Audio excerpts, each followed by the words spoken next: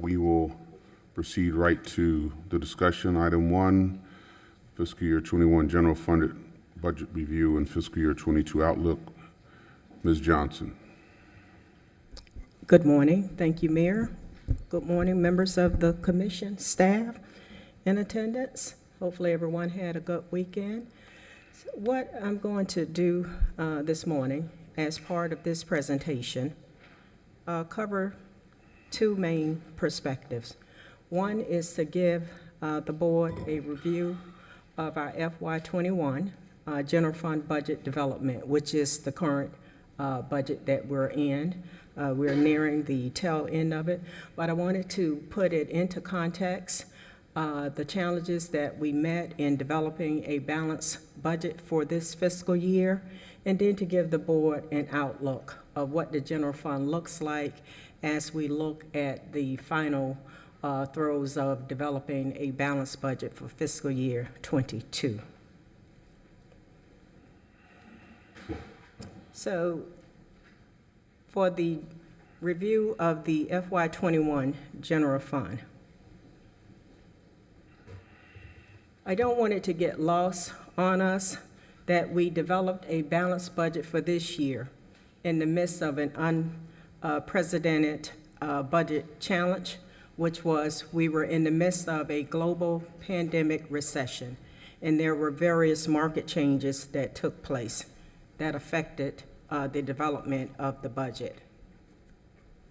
Before we developed the budget, and I think this point perhaps got lost in translation, but I want to underscore it because from my perspective and for the health of our budget, I think it's critically important that it does not get lost on us.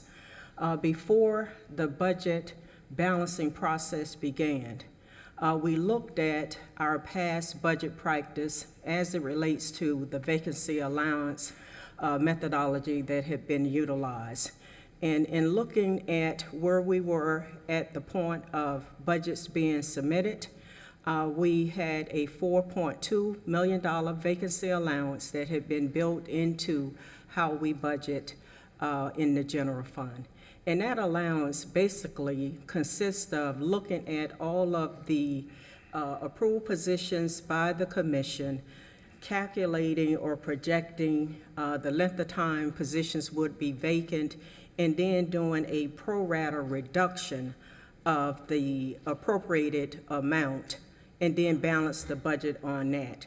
That, while it is a common practice among municipalities from time to time, what it does is on the back end, when you go into the ensuing year to balance the budget, to then fully fund the positions, you start out with that vacancy allowance amount that needs to be made up. And knowing that we were going to have a challenging budget year ahead of us, the directors were directed to balance their budget by reducing the $4.2 million rounded for talking purposes so that they would come in with a balanced budget and we would not increase the budget automatically out the gate. So before we started with the challenges of balancing the budget due to the pandemic and other market changes, budgets had been reduced by $4.2 million. That was a structural change in how we budget for the general fund. On top of that, when we looked at where we ended up at the end of the day in our base operating budget, and you're going to hear that term from time to time, that base operating budget does not take into consideration one-time grant money that we get. It does not take into consideration carry forward dollars. Your base operating budget is the amount of funds you have each year to balance your general expenses. So for this year's budget, we had a base operating revenue increase of $2 million plus. Our base operating expenditures in terms of the increase was the $9.9 million, and sometime you heard us refer to that as $10 million. And therein lies the delta between those two was the crux of the challenge that we dealt with balancing the budget. We had an operating gap or deficit, if you will, in our budget for FY21 of $7.9 million, $8 million for talking purposes. So when we looked at some of the high-level summary of how we got to where we were, we started out with an operating revenue increase of $9 million plus, as is indicated on your screen. That $9 million was comprised of net property taxes. We had an increase in our values of 8.1%. That translated into $7,713,765 in additional tax revenue. From the other revenue sources where we saw an increase for this year's budget, they are identified there on your screen. There were 5 other sources that had various amount of increases, and that totaled the $1.4 million rounded. That brought us to the $9 million plus in operating revenue on the front end. However, because of the pandemic and the changes in certain market items, we experienced a revenue loss in the general fund of $7,099,357,000. And the categories that are listed on the screen breaks out what that $7 million loss consisted of. And I want to highlight here, as it relates to the state revenue sharing, that's where we took some of the big hits.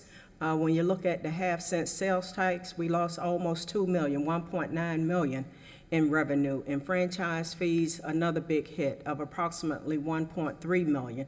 When you look at business taxes, $1 million, but that's reflective of what the country and certainly the city experienced with the shutdowns because of the global pandemic.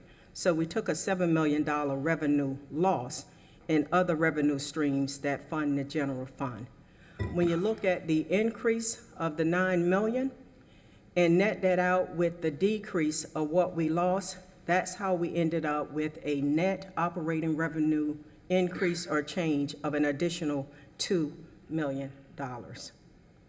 So if I move on to the other side of the equation, and one of the things that I have consistently said in my discussions with the board as well as with the staff, you cannot look at the general fund budget from just one set of lens, and that is the revenue.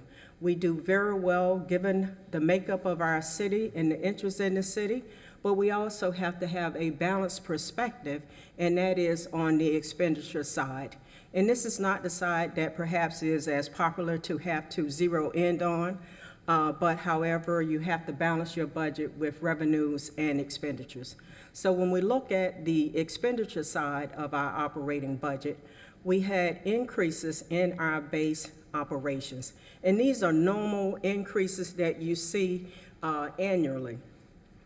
I want to highlight the fact that as you look down the list, this list does not include new requests. It's not comprised of a wish list from departments. These are obligations that the city was required to finance. So when you look at the total of the obligated increases in your base budget, that was the $9.9 million or the $10 million rounded. So again, just by way of a high-level wrap-up, for this year's budget development, again, we started out making a structural budget change with reducing budgets to allow for positions to be fully funded in this year's budget of the $4.2 million. When we look at where we ended up with the net revenue increase, of $2 million, then based on the increase in the operating budget for expenditures of $9.9 million, again, the major challenge we had this year was trying to close that gap of $7.9 or $8 million. And how did we do that? We did it in a number of ways. There were a number of different strategies. Before I go into the strategies, I want to highlight that there were certain items that we knew, given the deficit that we had, that we just absolutely could not undertake in the operating budget. unless there were going to be across-the-board massive layoffs, which there was just no support for that. We identified one-time equipment and infrastructure needs of about $4.7 million. What we indicated to the board was that we will look at those items from unassigned fund balance, and you're going to hear a discussion on that later in the work session. We also knew that we were going to have rising overtime demands for both police and fire. On the police side, it related to the continuation of the ongoing protests that we were experiencing in the city. And on fire side, it related to managing and responding to the pandemic that really increased the need for overtime on that side. At that time, we were in the midst of negotiations with both. At that time, it was PBA on the police side, and that later changed to FOP. And then with fire, IAFF. We knew that we were going to have a future budget impact, given that we were looking at market adjustments that were going to be on the table that would not be finalized by the time that the budget had to be adopted. The plan was that we would come back to the board with some options on how we can fund whatever the end result of those negotiations were, but that it would be a budget reduction that would require a budget amendment. So as we look at the strategies that were utilized to help close that deficit that we experienced in budget and balancing this year's budget, we had significant cuts in material and services. And that consisted of the various items that are listed on the screen. Travel was cut back to the bone, as well as training, memberships, professional services. We cut back operating supplies and equipment, capital outlay, small capital outlay was not funded. We took out the normal $1 million that we fund for contingency.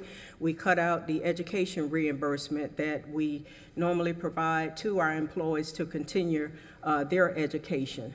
The budget did not include COLAs for your management one level employees, which would be the directors up to my level. It did not include COLAs for management 2 employees, and it did not include COLAs for your confidential employees. Departments were not allowed to have any new budget requests that were considered because of the dire situation of the general fund. In addition, we after much discussion and debate, we ended up with the 5% across the board personnel service reductions in all of the general fund departments with the exception of police and fire. At the end of the day, that 5% reduction resulted in 43 funded positions being cut out of the budget. We reduced the man hours for the library and parks and recreation, and then we also cut temporary services that department had in their budgets prior to FY21. We also, in an effort to not have to then go into cutting field positions, we looked at where we could shift expenses out of the general fund budget to relieve some additional burden and shift it into other funds. That was done in 3 particular areas. We shifted the cost of 6 public works employees to the gas tax fund for the tune of about $433,000. On the fire side, we shifted expenses of about $304,000, and that related to a position and benefits into the fire assessment fund. And then on the police side, police got a grant for 28, maybe 30 additional positions. And rather than funding all of those positions or bringing all those positions online, we took half of those of the existing positions in the general fund, shifted those to the grant with the intent that those additional positions would come back into the general fund budget in fiscal year 22. And I want to make certain that that does not get lost on us, because as we look down the road at the FY24 general fund budget, that $1,085,000 for those 15 positions will come off the top of wherever we are with the general fund, because we have a legal obligation to fund those positions out of the general fund.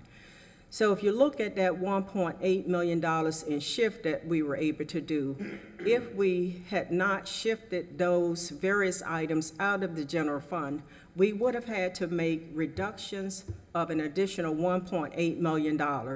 And based on where we were at that time, that would have resulted in layoffs because we just had cut essentially everything else out of the budget. So at the end of the day, the board did adopt, as is required by law, a balanced budget for FY21, the current budget year that we're in. And as part of that adopted budget, it maintained the current millage rate of 8.3465. It included all of the city's obligated expenditures. We preserved the existing programs and services. It preserved the current workforce in that we did not have massive layoffs. We did not have massive furloughs. We didn't have a layoff of a full-time city employee. I think there was one part-time employee that was laid off at the end of the day.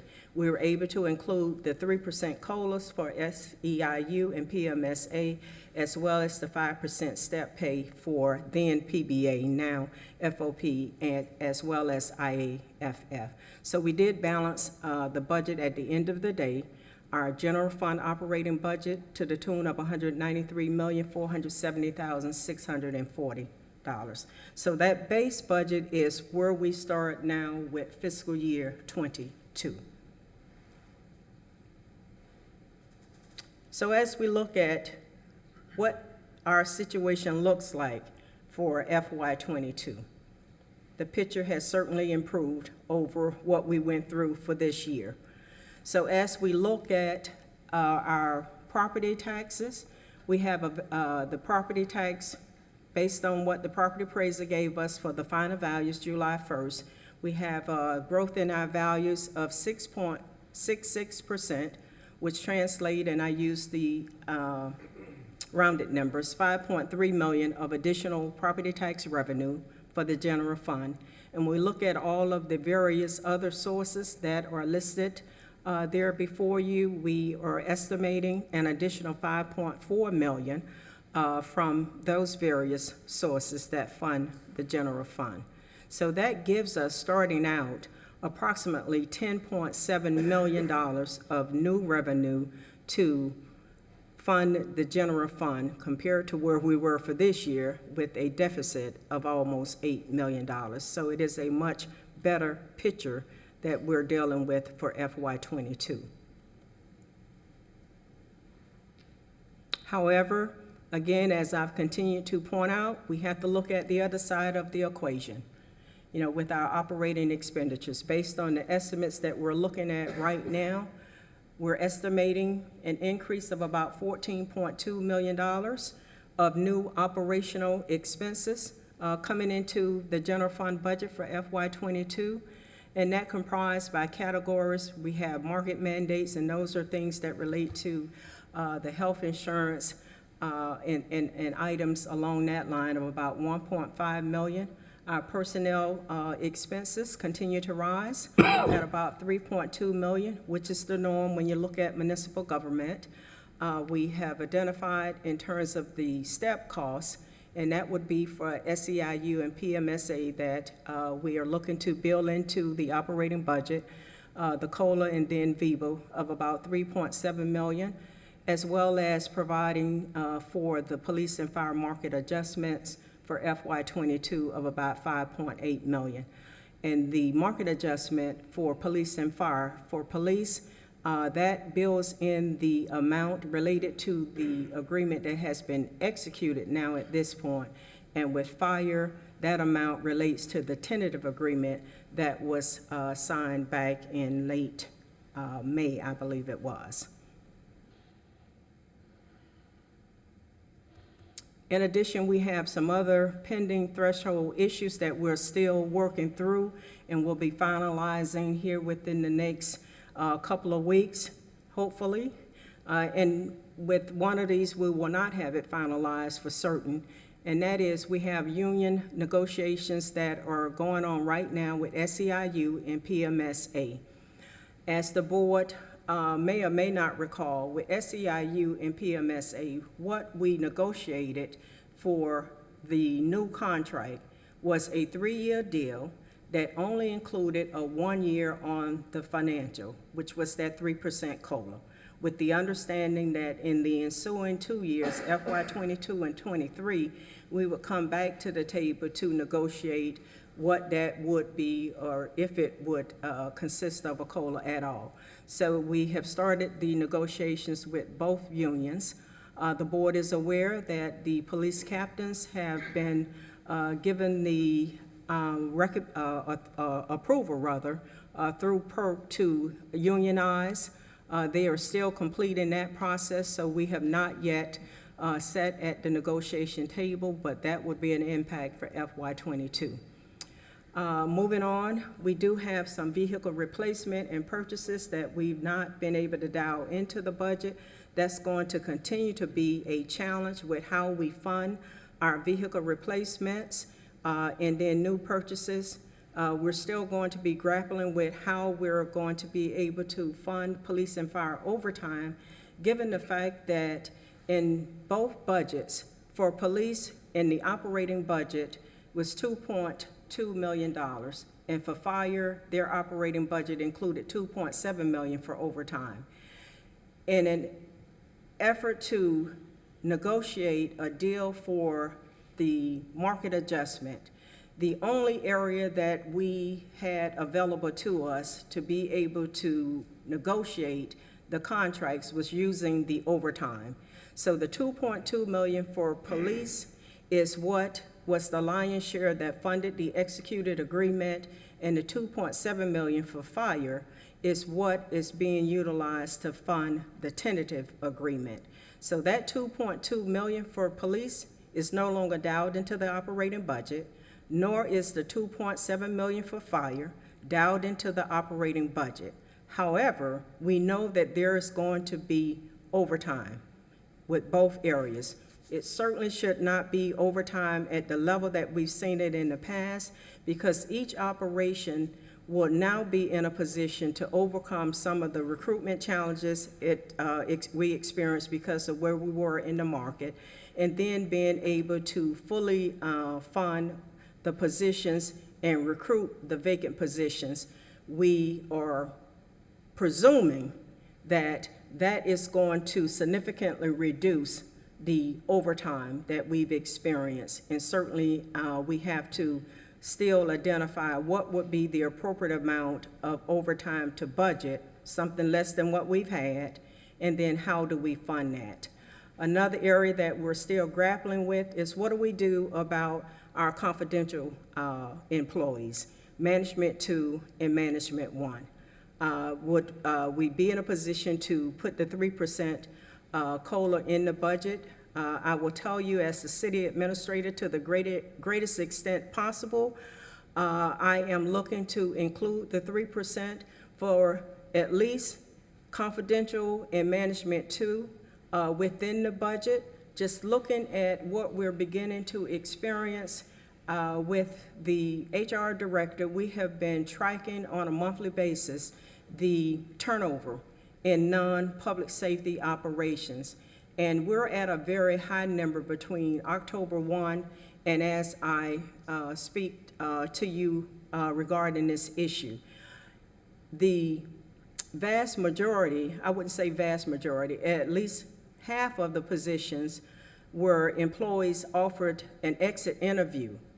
What they told us was that, you know, they just were able to get a higher salary by going somewhere else, because now we are behind the market on the non-public safety side of the equation. If you look back to what the city experienced during the economic recession of 2008, our employees on the non-public safety side went 5 years without a COLA, and we've never done a catch-up. And it's at a point now where it's really beginning to adversely affect the department's ability to be able to manage an increased workload with reduced staff. So we have to look at how do we begin to at least try to address some of the lag in their salaries as well. So again, to the greatest extent possible, For starters, I'm looking at including a COLA for the confidential employees, management two, and then last, and hopefully we'll be able to include a COLA for management one as well as part of the balanced budget. But we have to look at where the final numbers fall out. So by just looking at it, the two fiscal years together, this fiscal year FY21 and the FY22 outlook, just by way of a wrap-up, our base operating net revenue, you saw for this year, $2 million plus. We're looking at an estimate of $10.7 million for FY22. When you look at our base operating expenditures, how they are trending upward for this fiscal year, $9.9 million, $14.2 million estimated for FY22. And now that dials in the market adjustment, so that accounts for why you see that significant delta between the 9.9 and the 14.2. And then when you look at how does that net, where does that fall? So the base operating budget gap for this year, again, the $7.9 million or $8 million for talking purposes, compared to an estimated $3.5 million for FY22, but for the impact that we may experience coming out of negotiations with the various unions and the other costs that we're able to address as part of FY22 budget. So where do we go from here? In terms of next steps, what is dialed into the schedule is that on July 28th and 29th, we have the community Zoom budget meeting scheduled. One meeting is in the morning, the other meeting is in the afternoon. And then moving from there, we have confirmed 2 additional work session dates, given just the number of items that we have on the schedule. So August 5th, we're looking at bringing a discussion to the board on the Fire Assessment Fund as well as the American Rescue Funds. Moving on then to August 11th, we're looking at a budget work session where the board will get the proposed FY22 balanced budget as well as a presentation on the capital improvement program. Then on August 23rd, the board will get a presentation on your preliminary FY22 balanced budget, your fire assessment rate final hearing, as well as the chronic nuisance assessment final hearing. And then at the City Commission meeting, as is required by statute, in September, you will have the first public hearing on the adoption of the FY22 tentative balanced budget and the millage rate. And then that will be followed by a second public hearing for adoption of the final FY22 balanced budget and millage rate. And with that, I will open it up for board discussions and questions. Thank you very much. Thank you, Administrator Johnson, for a very thorough presentation. And I'm glad that you took us back about a year ago when we were confronting the budget for this year, reminded us of the steep hill that we had to climb. Sometimes time dulls our memory, and those were some very challenging times, and I'm glad that under your leadership we were able to overcome those. And it looks like we still have some challenges for the year going forward, and I'm confident that we too will be able to overcome. Questions from commissioners? Commissioner Lambert, then Commissioner Peduzzi. Thank you, Mayor. I actually have a couple of questions, but happy to have you come back to me for all of them. But thank you, Administrator Johnson, for this review, and I agree. I appreciate the review of this year's budget and the challenges that we had.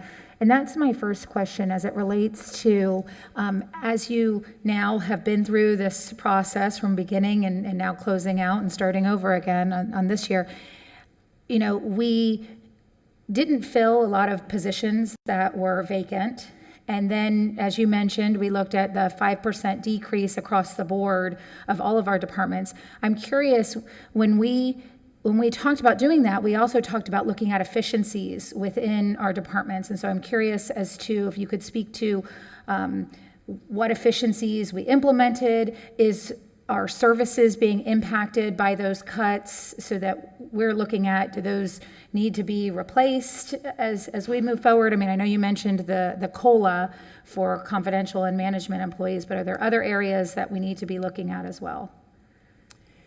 In terms of operational efficiencies, we did not implement per se an across-the-board methodology for efficiencies within operations. You know, that's very challenging to do because each operation is unique in and of itself. What we did experience is that department directors looked at their individual operation and identified what changes could be made so that they could become more efficient in how they operated. You have to take that into context of what was happening last year. We were pretty much in a virtual world, so we began to really operate, you know, with Zoom meetings and conference calls and what have you, as opposed to the normal way of operating. I think we saw significant changes in how the library operates and was still able to maintain services even in the midst of the pandemic. You saw that as well as in housing and community development. Development services really went from an in-person service model to really doing it through drop boxes and then perhaps doing it on Zoom meetings. So we changed to accommodate the transition that all municipalities were in. I think there were some tweaks within operations in terms of procedures, taking a look at procedures where procedures perhaps were too cumbersome, or if we could streamline them. We did those, so those were small measures that when you take them all together, you know, made an impact. In terms of still being able to deliver the service, I think that's something that the board and the city, and certainly me as the city administrator, can be very proud of, and that is that from my perspective, we did a yeoman's job with keeping the city running.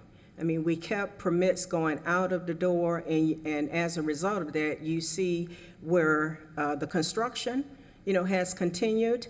You're seeing the increase in the permit revenue. I think all of those projections have been exceeded because we were able to keep, even though the doors of City Hall technically were closed to the public, the city operation and business continued. And I think we did very well and are continuing to do very well. But I will underscore that it is not without an impact or a strain. When you change how you are operating on the backs of an already strained staff, there's going to be an impact. So where we had employees out doing remote work, I mean, that was another challenge. The departments were already at reduced staffing level before we got dealt this major challenge that we were dealing with. And they have really juggled a lot of balls, you know, to keep everything going, and I think they have done an excellent job with that. Thank you. And, you know, I certainly want to make sure that our departments and our staff have the resources that they need, but I would be interested to see any post-pandemic analysis or review that department heads have done to say, you know, because of this, we have now implemented this new procedure, whether it's a virtual or a Dropbox, that number one is still able to meet or exceed the needs of our residents and stakeholders, but that also, you know, that we're able to be more efficient. You know, I think of that phrase, necessity is the mother of invention, and we certainly invented and worked hard through this pandemic. So I'm just curious, what of those things can we take moving forward, be efficient? I'd love to see that. Thank you. President Peduzzi. Thank you, Mayor, and I'm by no means a financial guru, so this may be an obvious question, but I just want to understand where we are. So that 5% across the board that Commissioner Lambert was talking about, that we took cuts, as an example, in the commission department, we cut, a lot of our supplies and training and education travel, those type things. Have those, in the numbers that you showed us, already been restored, or are those reflective of those 5% cuts that we took last year, the numbers that you're carrying forward today? I mean, are we starting off already 5% down, or were they already restored in those numbers? Commissioner Peduzzi, no, your understanding is correct. You're starting out at a 5% reduction for FY22. Okay. And so when you take that into context with the guidelines to reduce your adopted budget, which was 5% less than the FY20 budget, and reduce that by 5%. So we're still in the budget reduction phase. But none of the 5% reductions were restored. That was your base budget. Commissioner Warren? Thank you very much. When we look at the projections for overtime, and we exclude the impact of the pandemic, what is being factored into the formula for the projections for the upcoming fiscal year?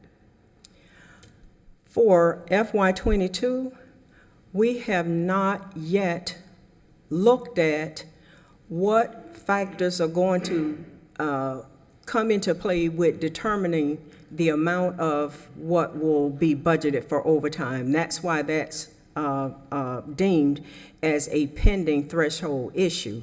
Now, what the Chief Adderley and Chief Maddie are doing, is looking at their staffing patterns based on now being fully staffed, what kind of reduction that will have on the overtime.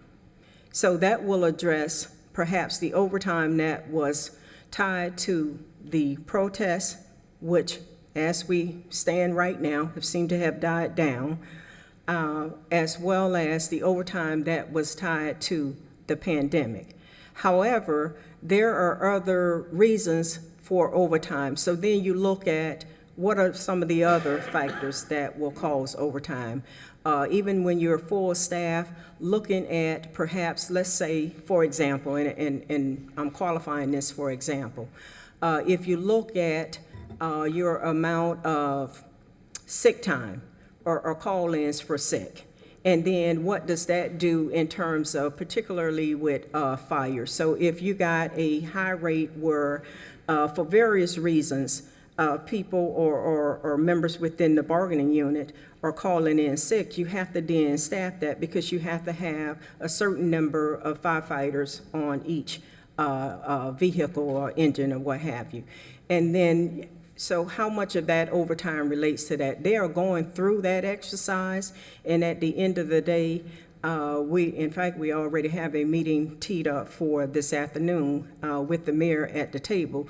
We're going to begin that discussion of what methodology we can put in place to identify what are the driving factors that are causing the overtime, to taper up, given that we should now be in a position where we're addressing being fully staffed, having all of the positions filled, what that reduction would be, what the other factors are, and then what that cost potentially would look like, and what is it that we can do proactively to control those costs. And then we have to back into what a dollar amount will be, depending on what the budget can sustain.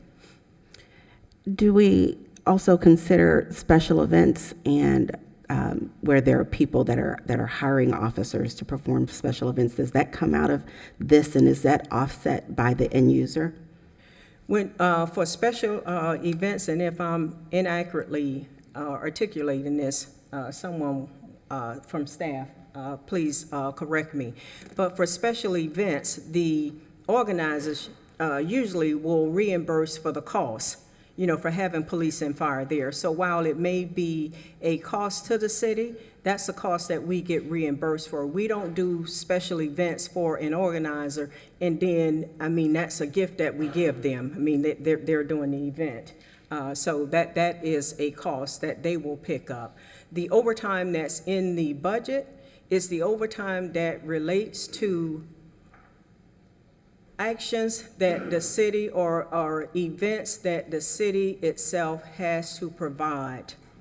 Public safety, whether it's police and fire. When you're talking about the protests, you're not going to have an organizer that's going to, cover that. We have to make certain that the public is safe, so we have to incur that overtime for police to make certain that those are orderly, and if anything should happen, they can address it. Commissioner Shove, and then Commissioner Thomas. Thank you, and thank you for the presentation, Administrator Johnson.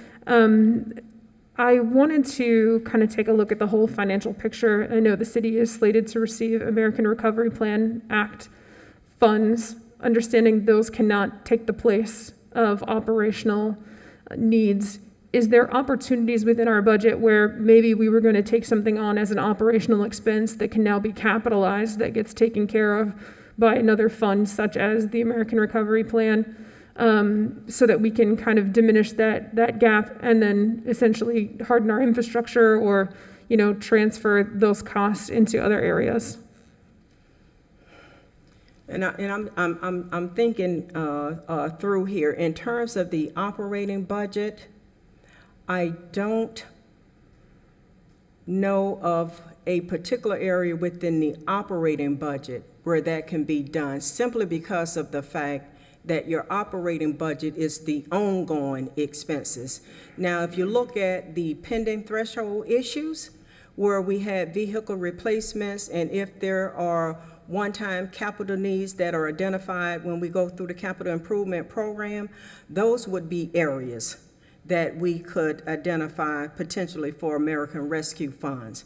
But we have to make certain that we are very mindful that those are one-time dollars and then that they have to be used for certain things. But that would be an example where we could use it. So if we were to dial, and I think going through the budget reviews, we identified perhaps of about 11 million in vehicle needs that have just not been addressed. Those are one-time capital purchases. So as an example, theoretically, that would be appropriate to consider from American Rescue funding. Sure, and certainly those are the examples. I know at one point we looked at a gate that we were constantly repairing and shifting from taking that ongoing operational cost into a capital cost. And certainly during 2008, I know from our fleet management perspective, new vehicles were not able to be purchased, and there was a lot of capital equipment that now is reaching well beyond its useful life. So to the extent that we can shift cost of ongoing maintenance for those failing assets into a capitalized place, certainly would be supportive of trying to make sure that we're addressing those needs and freeing up dollars within the operational budget to address some of that deficit. I agree, Commissioner Sho, but I need to just underscore that it would not be freeing it up because we're not in a position where it was included in the budget. So I just want to make certain that that is clear. What it would do is that it will give us the ability to now fund it, but it wouldn't free up anything in your operating budget because we simply have not been in a position to include it in the operating budget. So I'll further clarify. I think my gate example is one that we've gone through in the past where there was operational dollars to maintain a gate to an area, perhaps out west. I can't remember the specifics of it. So that was included in the ongoing operational budget to repair or to maintain that gate. And at one point we shifted that where we said a full gate replacement would be better served. So that was a capital budget item. So instead of allocating those dollars to repairing that item, we shifted is not the right word. We allocated dollars out of a capital budget versus ongoing maintenance. So my question is, as we're looking at this budget and what has been funded operationally, are there those opportunities to say what makes more sense is to purchase a new capital purchase, which would qualify under another account, versus taking on the ongoing operational expenses of any particular item? There are not very many, if any, opportunities. As it relates to this specific example that you mentioned, what we did was that with the gate situation, we were funding the cost of having security there at the complex, and that was at a pretty big clip. When we looked at what it would cost to just repair the gate, it was more cost-effective to just repair it than to keep an operational cost in there to provide the security for the complex rather than having the gate, which would accomplish the same thing. So what we did as part of this year's budget, we backed out the long-term ongoing operational costs for security and funded the replacement of the gates. That's already in this year's budget. So that is not dialed in for FY22 because effectively we resolved the problem this year. Sure, and thank you, and I appreciate that, just using that as an example. If there were any of those opportunities, certainly I think this year might be the year where we have different sources of revenue coming into the city that those things could be addressed.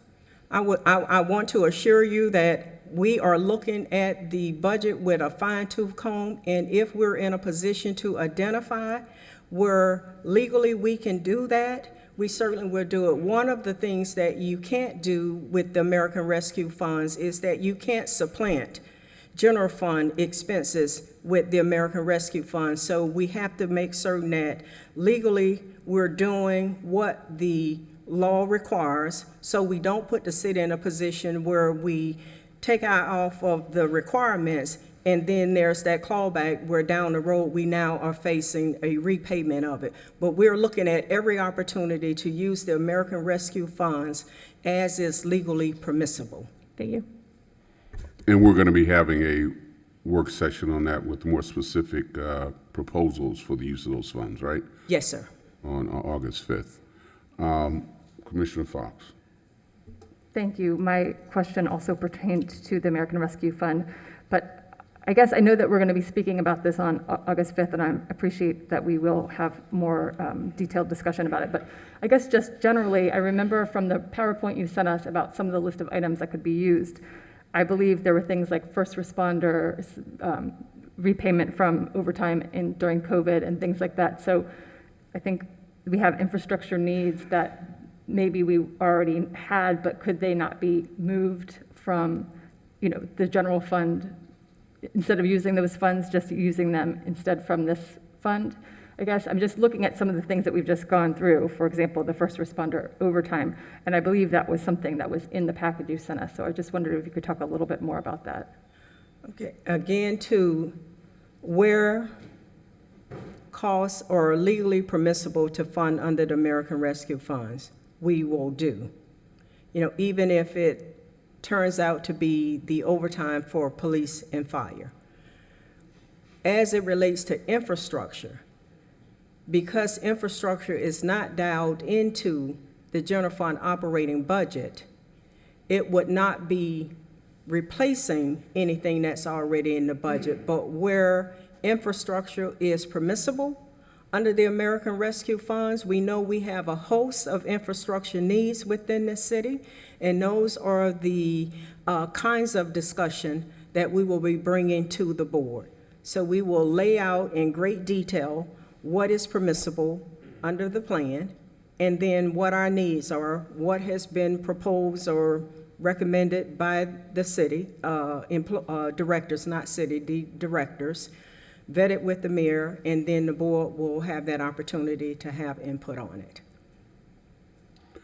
Okay, any other questions on this portion of the agenda? Commissioner Lambert. Thank you. So obviously our property taxes, we'll get that amount from the property tax collector's office.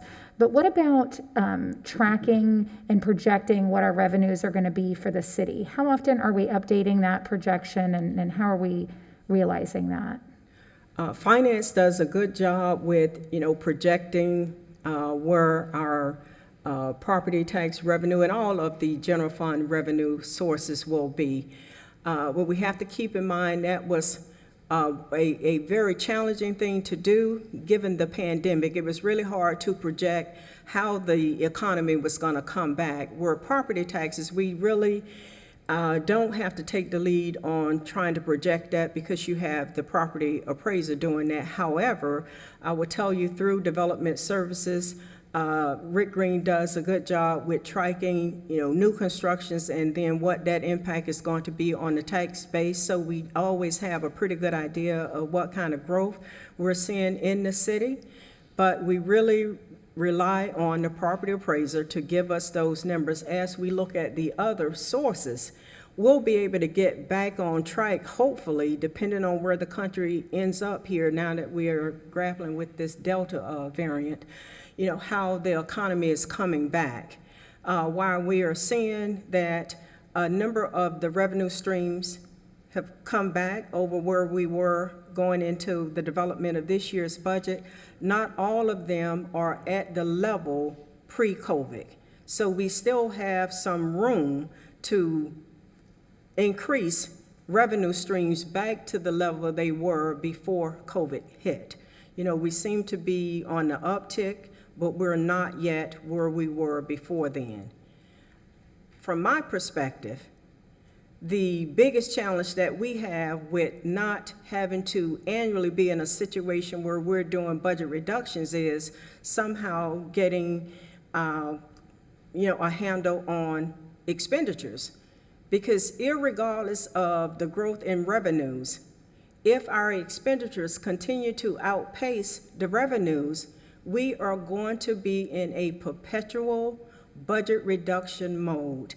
And we're talking about just the operating base budget. We're not talking about new requests. And I know a number of departments have items that they have been looking to get for some years now that just can't be considered. And when you look at vehicle replacements, we've not been able to budget that for a number of years. So that's, from my perspective, our biggest challenge is how do we grapple and manage that? Thank you, and I'm glad you brought up expenses. I did have one question on, when you talked about the fiscal year 2022, our increased operating obligations, it said 3 million as an increase in personnel. And what makes up that 3 million? Is that insurance increases, obligations? The insurance increases would be as part of the market mandates. The increases in personnel would be your increases in benefits. You got a cost that goes up every year with that. If you dial in costs related to VIVA, there's an increase with that. You have pension costs that go up every year, so it's those normal personnel expenses that just trend up every year. Thank you. And I do have one question about these budget workshops before I get to that. One thing that I think as we worked through this process last year, and it was all of our first time working together with you on this, and I think some direction. You mentioned a number of times that you were moving in the direction that was given to you by the commission, and sometimes, I don't know if that direction was given in one-on-one meetings or in a meeting like this, but sometimes it wasn't necessarily in line with what I thought my direction was. And so I was curious if maybe there's a way that moving forward this year, we can be clear on what that direction is before we get to a presentation point where it's just a check-in that we say, hey, this is the direction that we're moving in for working on the budget, just a level set for everybody so there's no question about it. Point well taken, Commissioner Lambert, and I think that, with me coming into the position of city administrator and not having the benefit of having worked with the commissioners, you all were getting accustomed to my style and I'm getting accustomed to your style. But as it relates to how I couch direction from the commission, if ever you feel that I am inaccurately couching direction that you all have given, I would ask and insist that you correct me on that on the spot. You don't have to be concerned whether or not it's going to put a bad taste in my mouth. As a professional manager, I always try to accurately articulate what I I got from the commission. And here's where I think the gap in communication comes in. You know, when I present, we had maybe 11 work sessions with the commission, and as part of the work sessions, there were slides that indicated, you know, board endorsement of X, Y, and Z. So if, as a consensus of the board, I didn't hear any objection to not go in that direction, I take it to mean the board is on board with this. So if the board does not articulate to me, Ms. Johnson, I don't endorse this methodology, I don't agree with the direction that you have proposed, then it leaves me to operate on the premise that in the alternative, the board is okay with it. So, and while there may be in certain instances where there is a consensus, being 3 of the commissioners who may have nodded or didn't object, I always understand that there could be 1 or 2 commissioners who do not agree with it, but I have to operate on what I think is the consensus direction from the board, and I can never put together a budget or any plan that's going to hit on all cylinders from 5 commissioners. I just can't meet that standard. That's fair enough, and I really appreciate that, and I think that, you know, I've always operated under the premise of transparent communication and being very open, so I appreciate your response to that, and look forward to that continuing as we move forward through this process. On the topic of transparency, as it relates to the budget work sessions, thank you so much for moving one of them to the evening. I know that that was a request that we had a few months ago. I also, as I've been sharing these with the community, had 2 questions bubble up. One was, since they are being done virtually, will people who want to show up in person have the opportunity to show up in person to be able to interact with the presentation? And whether they're in person or online, will there be opportunity for them to engage, ask questions, and participate in the workshop? That's the community workshop. We will take that into consideration. I think in the past where we've had Zoom meetings, we've made provisions in either Flagler Gallery or perhaps in one of the conference rooms where if we had members of the public who wanted to come and be in person. So we will take those 2 points into consideration. Thank you. Okay, we need to move on because we have 2 other items on the agenda. And before we go, can you turn back 1 slide? I think it's slide 20, I want to see. Okay, so in summary, as I read this, we've got about $3.5 million gap that we got to fill over the course of the next few weeks in terms of the budget, correct? That is correct. Okay, just wanted to make sure we had that note. Okay, so item 2.